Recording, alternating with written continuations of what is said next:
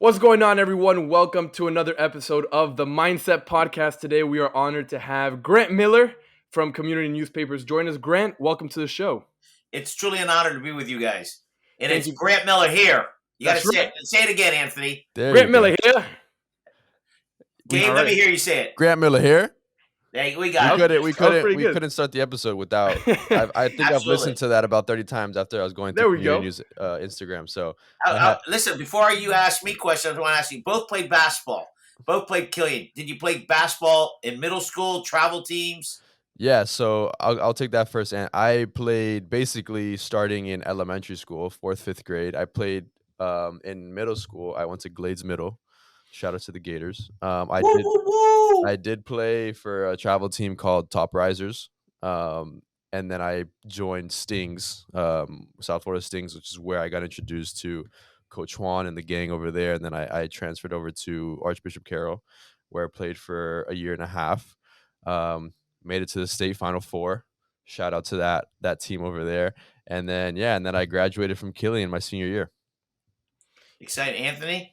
Yeah, so very much like Gabe, I started playing basketball also in middle school. I went to Devonair Cade Center in Miami-Dade for kindergarten through 8th grade. So I played in my early days middle school basketball there. Then I transferred. Well, I went to ACC like we talked about before we started the podcast. And played basketball Archbishop Carroll. Archbishop Carroll, that's right. That's where I met Gabe. And then from there, transferred to St. Brendan, the best high school in Miami. Okay, we'll agree with you on that one. Debatable. There we go. But All right, Grant. So I think By the way, Killian has a huge history of great basketball players, all the way back to the 60s. I mean, the 70s.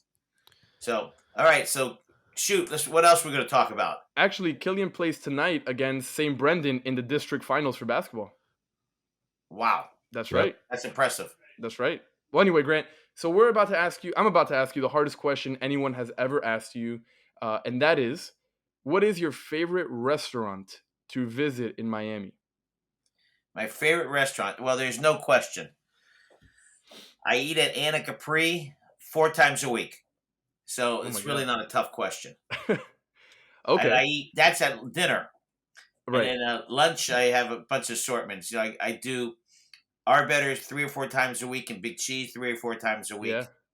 You know, this is how I maintain this baby figure. You got to do it some way, right? Yeah, absolutely. It's not easy out there. Anna, what is it called? Anna Capri? That's how you pronounce it. I say Anna Capri. Okay. Anna Capri, right. Okay. Where is that? I was going to say 127th US 1 or Big Cheese Ludlam US 1 and Arbetters. The number 1 hot dog place in the state of Florida, 4th in the country. That's 88th in Bird Road. Yeah, I will say if you say you're from Miami and you don't know what Arbetters or even Big Cheese is, then just log off right now. Like don't even continue listening to the episode because that's like a no-brainer right there. I agree with you. If you don't know what Arbetters is, you're in trouble. But Grant, what is your go-to at the Big Cheese? Really? Look at the menu. It says Grant Miller's favorite. What? Meat, yeah. Well, Arbetters, you ask for the Grant Miller dog. That's the jumbo. And if you go to Big Cheese, there's a pizza called Grant Miller's favorite. Every type of meat's on the pizza. You're on the menu? Yeah, you look under meat pizza, and then there's a Grant Miller's favorite. Oh, we gotta go, Gabe. We're gonna go. No. In Miami when you go, hey, we'll all go. Okay. We'll go. I'm holding you to that. I'm gonna call you next week. Absolutely. Hey, let's go for lunch. Just name it. I'll be there, and we'll bring Dr. Cruz, our favorite president of Miami-Dade College. That's right. Go Sharks. Shout out Dr. Cruz. All right, next question, which I think is also very difficult. And I don't know about you, Grant, but I've been kind of trying to keep up with the Winter Olympics in Beijing. And this is something that I've asked myself a couple of times. And like we talked off the air, we were both basketball players. So, you know, basketball, we were always watching the basketball Olympics and all this. But if you were in the Olympics, what sport would you say that you'd play? What's that game that the thing slides and they I was just thinking about that. I don't. The guys are like with they go like this. They make it go faster. What is that? It's man. I'm about to Google it real quick because I. You know what I'm talking about, right? I know exactly what you're talking about. I still to this day I probably watched that like a handful of times, and I still can't grasp the concept of what it is that they're trying to do. I get that their little sliding, the little broom thing that they do, like, helps the ball go faster. I don't know if you win that way, if you lose that way. Still trying to figure it out, but maybe one day. But I was actually looking into snowboarding recently. Never snowboarded in my life. I've probably seen snow like once, but for some reason, I feel like I could be a snowboarder in another life. So Well, first of all, how old are you? I'm 21, 22. Yeah, Sorry, of course you can snowboard. By the way, it's called curling. Curling, curling. very There you good. go. Curling. Yep. Anthony, did you look it up or did you know that? I He definitely definitely looked it looked it up. up. Yeah, he definitely looked it up. I looked it up. But yeah, interesting sport. Definitely got to give it to you. I see you doing that, Grant. You still have time in your life to Oh, practice I want to be curling. a I want when I grew up, I'm going to be a curler. Yes, you are. Yes, you are. That's right. There you That's go. right. All right, Grant. So why don't you tell us a little bit about yourself? How were you able to get to where you are today? Good question. Well, first, for the everybody who's listening, your only competition you have is yourself. Don't worry about any other, friends or different kind of company. You have to compete against yourself. You got to be the best you can be in every day. As you guys are athletes, you understand that you have to work at it and you have to work hard, and you can't worry about the competition. You have to be better. Just work harder. So my brother and I have been in the newspaper business, or now communication business, almost 40 years. So, and every day is a Wow. tough day, and it's harder and harder and harder. So we're not just in the newspaper business. We provide news, all types of platforms, and we connect people to people. So it is a tough business, as any business is. So we move forward every day. Absolutely. Is Did that close you enough, Anthony? Gabe? Close enough. I love it. I have a couple questions because I'm still trying to dig a little deeper, but I wanted to ask you, you said that you were in the business for 40 years. Did you grow up wanting to be in communications, wanting to be a publisher? Was that like your aspiration as a kid? Oh, good question. What's a kid? 21? 18, 20, 21, even younger if you want to go down that road, if you want to go 10, No, 12. no. I wanted to be an astronaut was when I was Uh, 12 years old, but that didn't work out. So, you want to be an astronaut? It's funny you say that. I was on a rec team, baseball, and the worst player on the team couldn't catch a cold in Alaska. He couldn't catch a cold. That was in 8th grade. 20 years later, 15 years later, he was an astronaut. Wow. Flew 5 times in space. So Wow. that makes my sense though, life right? dream was I want what? That makes a little bit of sense. There's not really much you need to catch in space. You're like floating. Right. Bad joke, sorry. My high school dream, my early years was I always wanted to be a coach in college. So I coached. Even now, I've coached, give or take, over 40 years, baseball, football, high school level to little league level, so all over. I was past president of Pop Warner, football in Dade County. I used to run a baseball league. So I always wanted to be a coach. So when I was 21, I was coaching at Columbus High School. And I realized it's you got to love the sport. I was there for 2 years, and then I went to run the boys club football program, the whole program, all the boys clubs. But it's a tough road, so I decided let me go make money and coach on the side. So that's what I've been doing for over 40 years. But my dream was to be a coach and a college coach. I was dreaming at 21. I said I'm going to go to a D3 school and coach Mm. football. Well, those D3 coaches, they starved to death. So I meet some of my needs by coaching, not working there, but coaching on the side as assistant coach or as I don't know what they call them now. But Yeah. I coach, but not at a high school or college anymore. But that was my dream, to be a college coach. And Grant, did you have any I'm sorry. Did you have any mentors growing up? Anybody that you would go to, anybody that you admired that would kind of guide you through your life? Interesting. Both of them were coaches. Okay, makes sense. Yeah. And it's funny when you get older, they say, "Don't call me coach anymore. Don't call me Coach Vic." Right. And he said, "Just call me Joe." I said, "Okay, Coach Joe Vic." The point of it is Yeah. is that we all, once you're your coach, I tell people coaches make a bigger impact than anything. Like you remember your high school coach, Gabriel. Do you remember your travel coach? Absolutely. Players who played for me, they remember me from 40 years ago, and we stay in contact. And the ones who didn't play for me wish they played for me. So coaches are a big impact, and I enjoyed that over the years. So I only had one mentor really to speak of, and that was my coach from 8th grade. Interesting. Yeah, I know. I mean, I'm sure I could speak for Anthony and I, but like we mentioned, that we played basketball for so long, and we're still in contact with some of my coaches. I mean, it's kind of hard. One of my coaches, he was probably my coach when I was in 4th grade, and he was in high school. He's getting married in a couple weeks, and I'm one of his groomsmen, and we've been really close, and I still call him coach, right? And And he's it's only 4 years older than you, right? yeah, he's only about 6, 7 years older than me, but he was a coach at that point. That age difference made a huge impact and a huge difference at that time. Um, but now we're friends, right? But it's almost that disconnecting. That, hey, coach, what's up? He's like, come on, dude, like call me James. I'm not your coach anymore.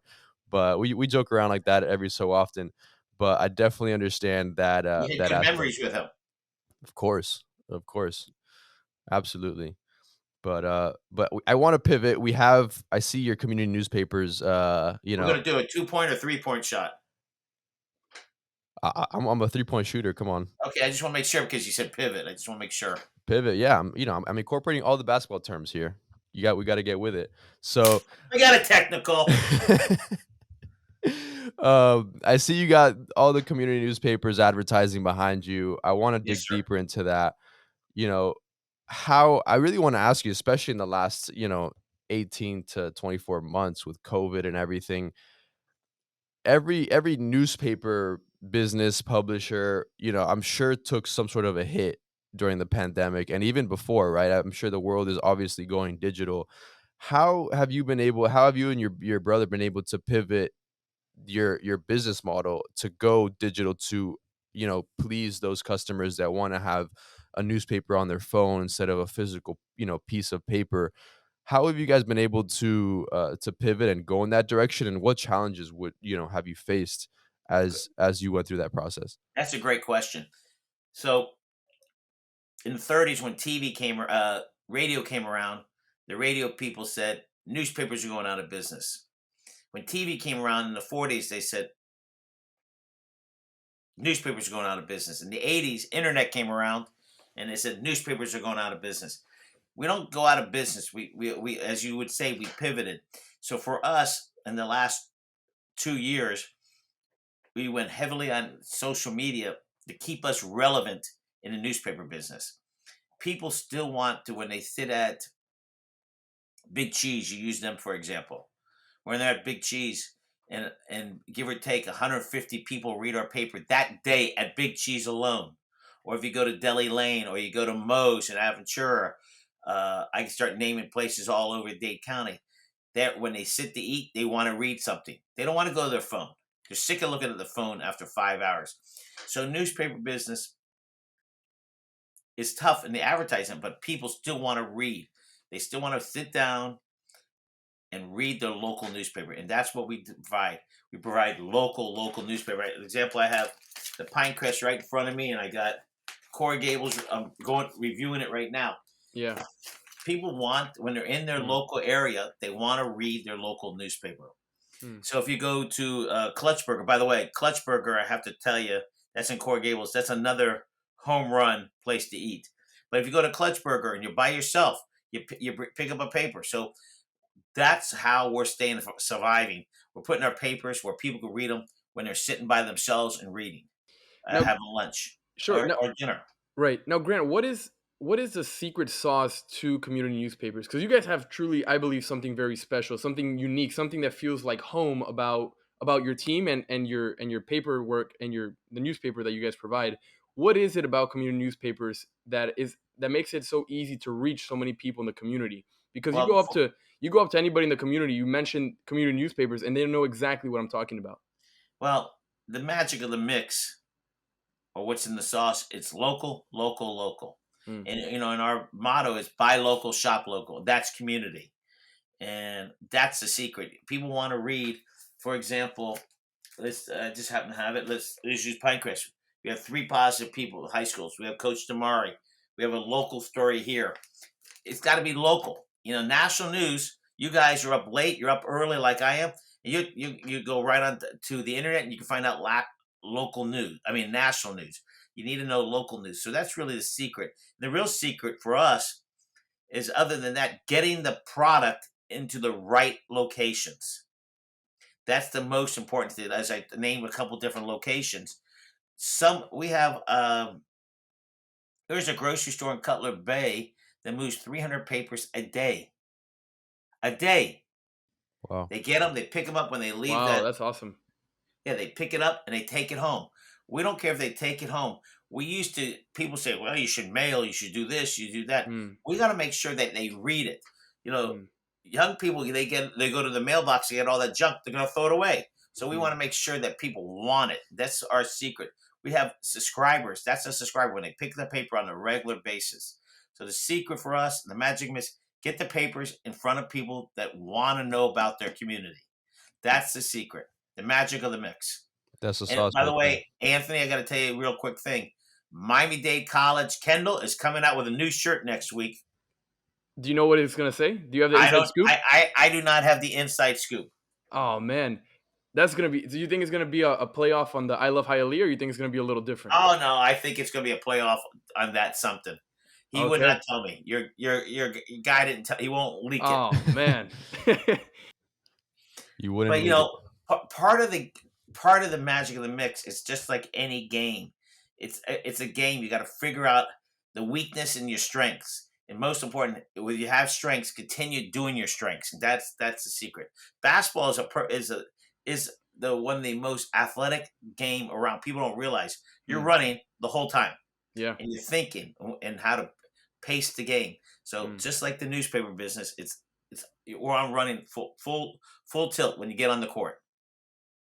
Absolutely. And something that I actually heard most recently, which I could relate to 100%, is that exactly right. A lot of businesses, organizations, they might have a vision, right? You might have had a vision for community newspapers when you and your brother launched this years ago. But I can guarantee you that that vision, if you would have kept on with that exact same plan, you and wouldn't have pivoted to go with the times to really, adapt to the current situations, community newspapers probably wouldn't be as big as it is, right? And I want to ask you what differences in demographics, in audience. I know you said that you're super hyper local, which I think is super important because Miami is a big city, and I think that's one way that we can keep our community tight and keep our community engaged by being super local. But have you noticed any difference in maybe demographics, age difference, maybe locations? Maybe some locations perform better than others after a certain amount of time. What are some Okay, numbers that you've seen? that's a great question. But before I move on, there's a movie by Clint Eastwood, and he said, "Adapt, improvise, and overcome." It's like in basketball or sports. Adapt, Yeah. adapt your game, adapt, improvise, and overcome. Uh, Mm. you guys know Columbus High School. Yeah. Brother Kevin, who is a great coach, who Mhm. coached at Columbus for like 40, 50 years basketball, when he played the really good teams, he'd go to four corners, four corners. Hmm. So he would slow down the game so to keep the game close. So that's Interesting. adapting, improvise, adapting, and overcome. So in us, we try to overcome a lot of issues. You talk about demographics. Uh, People say, well, Miami's 85% or 75% Hispanic. Doesn't matter. Now the numbers, they're still 75% Hispanic, but now the new generation, third generations, Mm. they're all bilingual. Drow, we have a paper in Drow. 85% of Drow is totally bilingual. So we make sure that our paper is in Drow. We do have a little Spanish, but not much. So we have to Mm. target areas that are concentrated in local. Let's use Country Walk, for example. Great community, but we don't serve it. And if the product is not, you can put papers there, but you aren't going to get the readership. So that's why our local in Cutler Bay, you're right about Cutler Bay. The the demographics change, but they want to know about their city. Mm, I think that's one of the questions. So local news about their cities doesn't matter race, religion, money. mm, They all care about where they live. mm, I think that answers most of the demographic. It doesn't bother us. mm, Demographics change every day. The real demographics is not demographics; it's money. How much mm, money is coming into Miami from all over the country? That's the issue. And even interesting. if you're multimillionaires, they want to know about their school, their Yeah. kids' school. They want to know about the parks. They want to know about the police. Mm. Interesting take. And I know that with you and your brother behind the wheel and the great team that you guys have there at community newspapers, I mean, you guys are going all out and you guys are everywhere in Miami. Everybody has great things to say about community newspapers. So we'll be seeing it for quite a long time, Grant. And I want to, I got 30 more years. you got 30. At 95, I'm calling it quit. Okay. So you got 30 more years in your tank. Right, absolutely. Okay. And then you're going to pick up curling on the side. We might do that. Gabe and I might enter the curling contest of Westchester. There we go. Let's Gabe, do it. right, Gabe? We're tag teaming that. Hey, okay, I know we're going to go to Big Cheese, but we also have to go to Arbetters. And we Okay. also have to go to Clutch Burger. Hey, Okay? just Grant, hit them all three Grant, in one. Grant, what if I told you I've never been to Arbetters? And Oye, I went to oye, St. ¿qué Brendan. pasa? Oye, you know? Yeah. Anthony, Where do bro, you gotta live, man? log off, Yeah. man. Just You went to yourself St. in. Brendan's and you didn't go to Arbetters. I know. I want to, you know how you go into 7-Elevens and see people that get robbed and they rob the store and they put a picture up there? I want to put your picture in and Arbetters go, Anthony's never been there. Come on. I know. I gotta go. I've been meaning to go, but I've never made. The made three of us will go. We're gonna Okay, go. done. We're gonna post a picture and we're gonna print it out, and then we're gonna I'm post it gonna on frame our it. betters and frame it. And Yeah, we're I'm gonna gonna keep frame that it in on Grant's the- office. We're going to put it on the Arbetters wall. Anthony did show up here next to all the famous people. There Let's we go. go. There we go. All right, Oh, Grant. man. I gotta know, with so many years of experience in your industry, what is the most important lesson that you have learned throughout all this time? If you can pinpoint one lesson that you've learned, what would it be? Good. That's a great question. The greatest lesson is you have to adapt. You know, you have to adapt no matter where you play sports or you play music or you got to be able to adapt. You can't be so set in your ways. You got to be able to adapt. You know, as you basketball players, do you fast break? Do you do it slow? You got to figure out what's best for you. And for us, we're adapting all the time. Every day we're changing because Miami's changing. Every day it's changing, and every day it's becoming a better and better community. You guys are lucky. You're growing up in the greatest. I call it the country of Miami. There's when you come into Miami, this is the melting pot. New York's not the melting pot. We are the melting pot. And every day you're meeting somebody. Gabriel, where's your parents from? My parents are from Brazil. You speak Portuguese? I do. Spanish too? Spanish too. Anthony, where are your parents from? My dad is from Peru, and my mom was born here in the States. Okay, so there. Think about that. Just the two of you. You're best of friends. You're from different countries. Yeah. And I guarantee you should track down how many of your friends and how many different countries are. You probably have friends from 20, 30 different countries. There is nowhere in the world that's like this. Yeah. And we all get along. We all try to make, our place a better community. So Yeah. That's why Miami's great. Grant, Yeah, not Grant. I'm sorry, Gabe. Why don't you speak a little Portuguese for us? Say something in Portuguese. I know. For fans, come on. We gotta. I'll save it for our betters and for Big Cheese, and we'll talk. Absolutely. We'll talk on that note. So I just want to make it go. We're going to go to Big Cheese first. Okay. We're going to get a Grant Miller pizza. Then we're going to go to Arbetters and have Grant Miller dogs. And then we're going to go over to Clutch Burger. Clutch Burger. There you And go. then the rest of the week you don't have to eat. Yeah, that sounds about right. I'm down for it. So- You name the time and place. You got it. All right. What else, Anthony? I think Anthony's frozen there for a second, but you brought up a good point about being in Miami, and there's really no place like it, right? Miami is so unique in its own way. It's a melting pot, fruit salad, whatever you want to call it. And there's been a lot of things going on recently. The mayor's doing a great job of bringing, different startups and, the whole crypto thing coming. Where do you see Miami going in the next, I would say 10, 15, even 20 years, in the future, right? Do you see more businesses? Do you see Miami being overpopulated? What excites you about the city of Miami in the future? You mean Dade County, Miami-Dade County? Basically, yeah. Yes. You know, uh, well, it is going to be overpopulated, and that's what's going to be exciting for you guys. You're born and raised here. You've been here your whole life. I think it's exciting. We happen to love traffic. I love traffic because traffic means business. Yeah. So keep that in mind. Mm. So it will be overpopulated. It's up to the county commissioners now to figure out how to build more housing.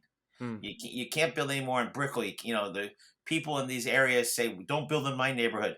If you don't want to build in my neighborhood, then we have to move the boundary out in the Everglades. And every time somebody moves in, it's somebody smarter. If they're smarter than us, that helps us because then it makes us smarter. Great. Yeah. Yes. What can young people do today? I'm thinking college students today. What can those people do today to play a role in your vision for Miami to help with, the transportation issue? What can we do today, starting today, to prepare us for the next 20 years? Well, something interesting. If I was 20 to 30 years old, if I was 20 in the 20s, I'd follow Francis Suarez all over the place. This guy is leading us not to the 21st century, the 22nd century. He is just a hell of a leader, and I think he's going to make a difference for all of Dade County. So that's the first thing I do. I'd follow people like that. Regarding transportation, you got to get involved, and it's up to the county to make transportation better, not traffic. Traffic is a part of transportation. So it's easier to say we're born with cars. People in New York, they're not born with cars. So people that move down here are used to riding the bus, riding the train. Miamians, we want to be there now. Instant gratification. So if I was in my 20s, I'd get on Francis Suarez's wherever he is and listen to him because he's talking about the future. Yeah. Yeah, I'm going to flip that question right on its head for you, Grant. What do you think is one mistake that young people are doing in general? It doesn't have to only be about, Miami. Again, this society has become so digital.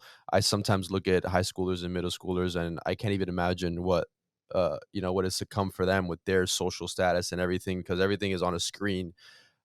What do you think is one mistake that young people are doing that they could maybe correct that you see in the next couple of years? Well, first thing is the parents are getting tougher and tougher on the kids. They're afraid they're not going to make it. And I'm thinking, kids, high schoolers, enjoy it. Before you know it, you're in the real world and it's tough out there. So I would enjoy life as much as you can. Like you two guys, you're working, you're playing, you're having fun. So I'm not sure exactly what I would do different as kids. So I can't answer that right now.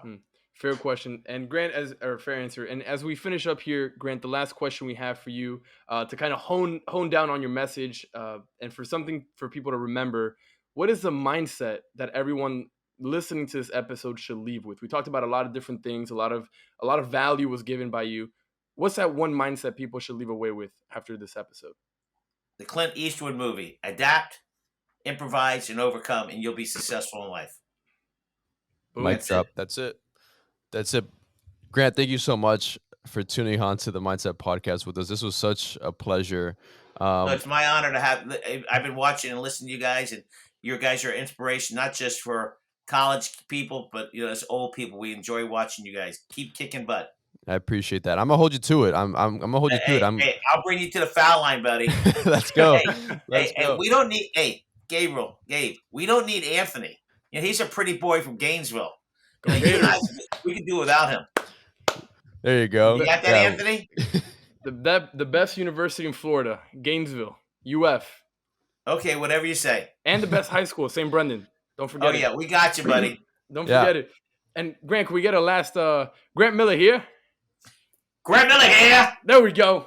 All right, there it's official. Thank you, Grant. Have a great day, guys.